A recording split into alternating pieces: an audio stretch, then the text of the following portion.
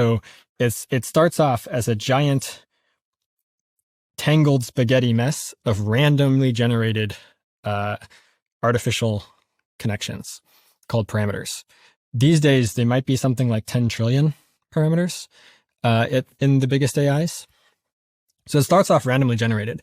So it's, of course, completely useless. Like if you give it some input, it'll just produce gibberish as an output. But then they train it.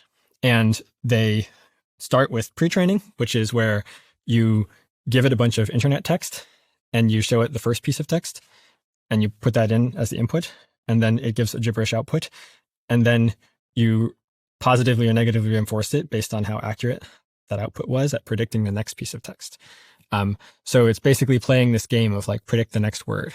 Isn't that how it happens with babies? I think I had a neuroscientist tell me that babies have more neural connections than adults. And yeah, it says toddlers have twice as many neural connections as adults.